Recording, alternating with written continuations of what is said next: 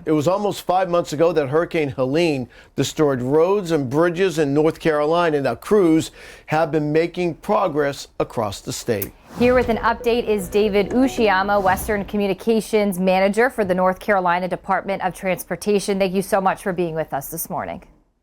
Good morning. Thank you very much for the invitation.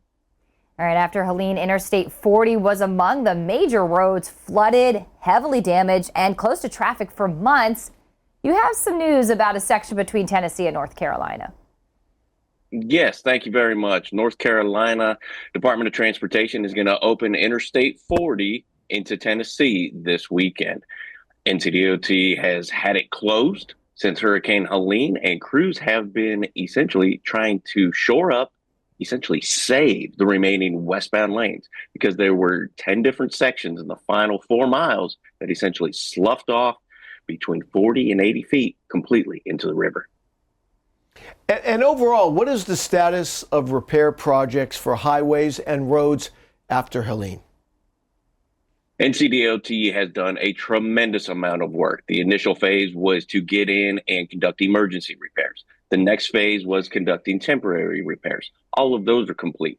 And now we are moving on to permanent repairs for most of the roads. There are still a few that will be in temporary conditions, like I-40, for the foreseeable future.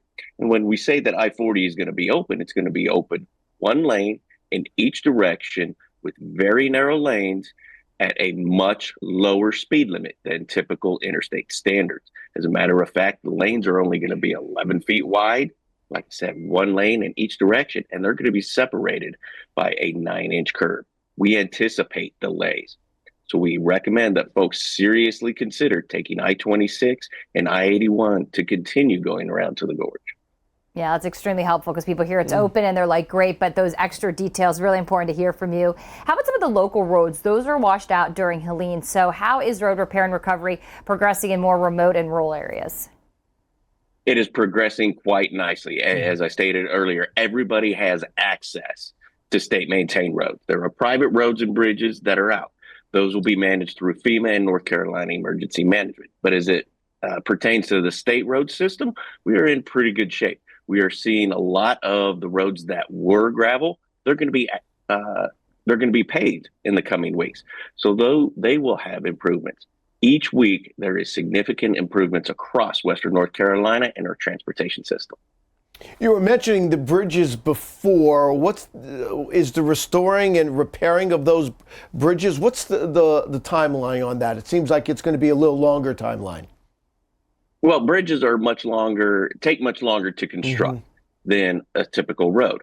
Now, there are 40 different locations in Western North Carolina where there are solid, good temporary bridges that'll be in place until the permanent structures will be repaired. And then the interesting thing about those 40 bridges is they're made of old railroad cars. Now, there are other places where the permanent repairs have been made. And as a matter of fact, later this morning, a bridge in Swannanoa on Whitson Avenue is going to be opening to traffic again. And that bridge is pretty important because it connects Old 70 with US 70. A local group there is going to have a little party and a ribbon cutting ceremony. That's great news. Love to hear that. The positives coming out of Western North Carolina. David Ushiyama, Western Communications Manager for the North Carolina Department of Transportation. We appreciate all the work that you and your crews are doing and providing updates for us here on AccuWeather Early.